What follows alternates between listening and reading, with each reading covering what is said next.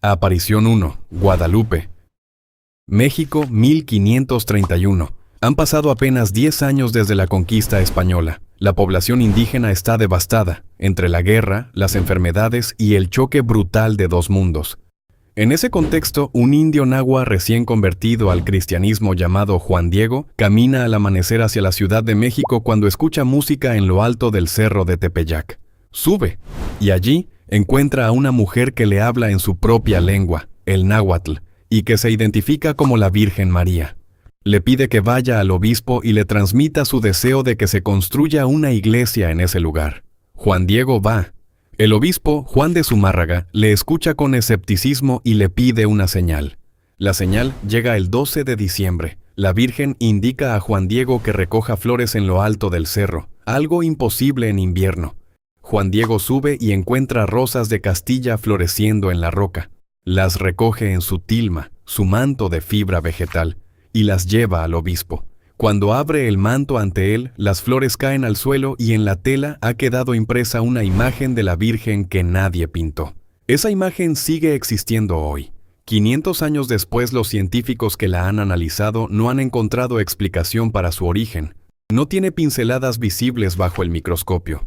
Las fibras no fueron preparadas con ningún tipo de imprimación, y en los ojos de la imagen, ampliados con tecnología moderna, se distinguen reflejos que corresponden a lo que habría visto una persona real en el momento en que Juan Diego abrió el manto ante el obispo. La Basílica de Guadalupe en Ciudad de México recibe hoy más de 20 millones de peregrinos al año. Es el santuario mariano más visitado del mundo y el segundo recinto religioso más visitado del planeta después del Vaticano.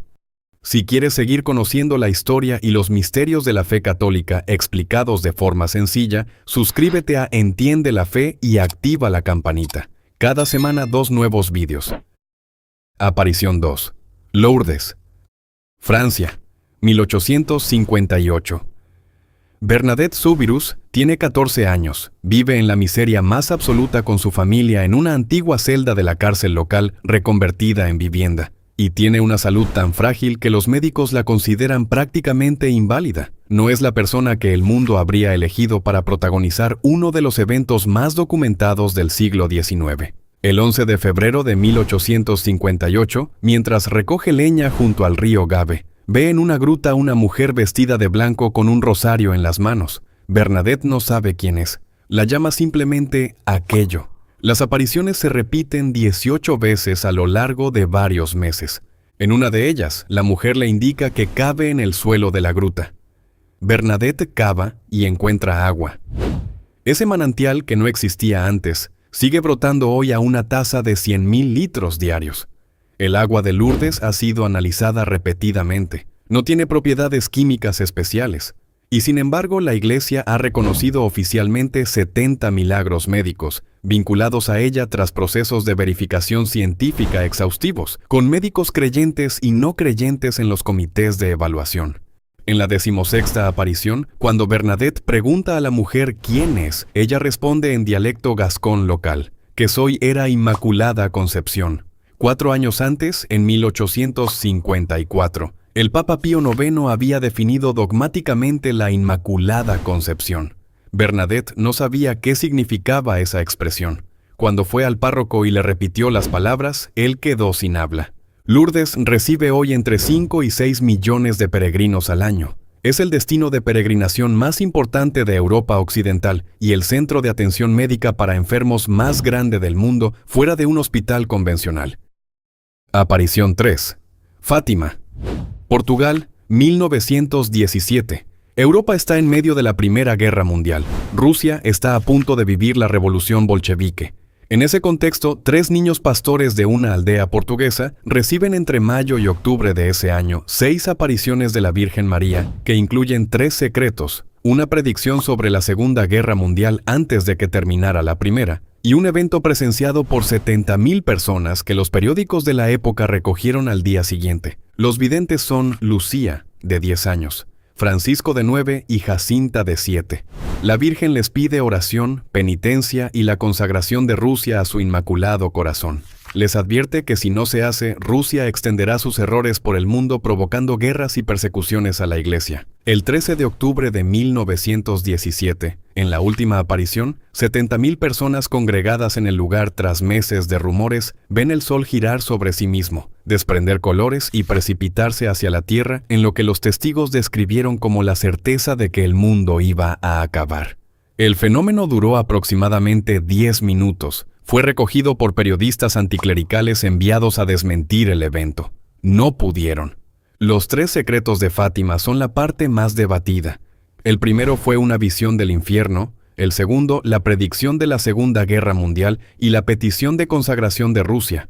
El tercero fue guardado en secreto por el Vaticano durante décadas y revelado finalmente en el año 2000. Una visión de un papa vestido de blanco siendo ejecutado junto a otros mártires. Juan Pablo II, que sobrevivió a un atentado el 13 de mayo de 1981, aniversario de la primera aparición, atribuyó su supervivencia a la intercesión de la Virgen de Fátima y donó la bala que le hirió para que fuera incrustada en la corona de la imagen. Aparición 4. Guadalupe de Extremadura. Antes de Guadalupe en México, existió Guadalupe en España. Extremadura, siglo XIV. Un pastor llamado Gil Cordero encuentra una imagen de la Virgen enterrada junto al río Guadalupe, en el lugar donde se le había aparecido una mujer indicándole que cavara. La imagen, según la tradición, había sido tallada por San Lucas y guardada allí durante siglos, para protegerla de la invasión árabe. Sobre ese hallazgo se construyó el monasterio de Guadalupe, que se convirtió en uno de los santuarios más importantes de la España medieval. Los reyes católicos lo convirtieron en centro espiritual de la corona de Castilla. Cristóbal Colón visitó el santuario antes de partir hacia América y volvió tras su primer viaje a dar gracias. Los primeros indígenas bautizados en el Nuevo Mundo recibieron el nombre de Guadalupe. Cuando Juan Diego describió a la Virgen que se le había aparecido en México, usó el término náhuatl coatlaxopeu, que suena fonéticamente parecido a Guadalupe en español. Los frailes franciscanos que evangelizaban México identificaron el nombre con el santuario extremeño que conocían, y así la advocación española y la mexicana quedaron unidas para siempre en un mismo nombre que hoy es el más extendido en el mundo hispano. Aparición 5. Rue du Bac, París.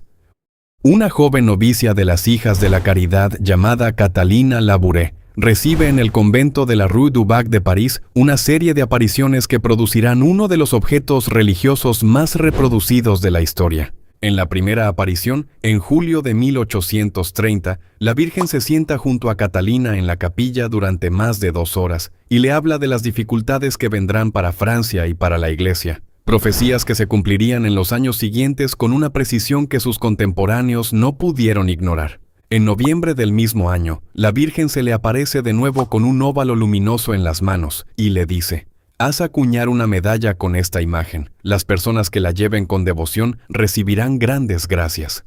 La imagen muestra a la Virgen con rayos de luz saliendo de sus manos hacia la tierra, con la frase: «Oh María, concebida sin pecado, ruega por nosotros que recurrimos a ti».